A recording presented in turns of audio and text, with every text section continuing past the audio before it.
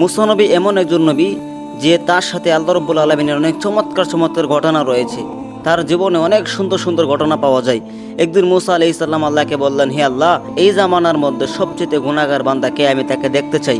তখন আল্লাহ রাব্বুল আলামিন বললেন, ওই পাহাড়ের কিনারায় দাঁড়াও, এই পথ দিয়ে প্রথম যে ব্যক্তি আসবে সেই ব্যক্তি হলো আমার বান্দাদের মধ্যে সবচেয়ে বড় গুনাহগার।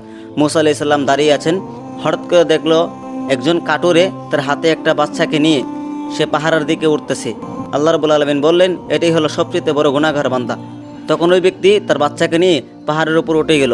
তখন মুসা আলাইহিস সালাম আবার আল্লাহকে বললেন, হে আল্লাহ, এই জামানার মধ্যে সবচেয়ে নেককার বান্দাকে আমি দেখতে চাই।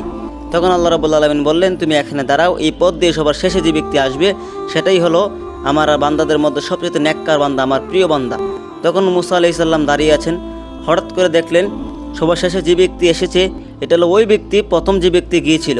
মুসা আলাইহিস সালাম অবাক হয়ে গিয়েছেন, বললেন, হে আল্লাহ, যাকে আপনি গুনাহগার বললেন আবার তাকেই বলেছেন আপনি নেককার বান্দা, ঘটনা কি?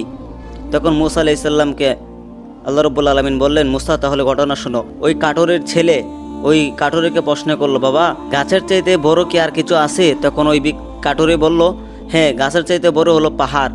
তখন তার বাচ্চা তাকে আবার প্রশ্ন করলো, বাবা, পাহাড়ের চাইতে বড় আর কিছু আছে? তখন ওই কাটুরে বলল, হ্যাঁ আছে, সেটা হলো আল্লাহর আরশ। তখন তার সন্তান আবার তাকে প্রশ্ন করলো, বাবা, আল্লাহর আরশের চাইতে আর কি বড় কিছু আছে? তখন তার বাবা বলল, হ্যাঁ আছে, সেটা হলো আমার গুনার পাহাড়। তখন তার সন্তান আবার বলল, বাবা, আপনার গুনার পাহাড়ের চাইতে কি বড় আর কিছু আছে? তখন সে ব্যক্তি বলল, হ্যাঁ আছে, সেটা হলো আল্লাহর দয়ার পাহাড়, আল্লাহর রহমতের পাহাড়। তখন তার সন্তান আবার তাকে প্রশ্ন করলো, হে বাবা, আল্লাহর রহমতের পাহাড়ের চাইতে কি বড় কিছু আছে?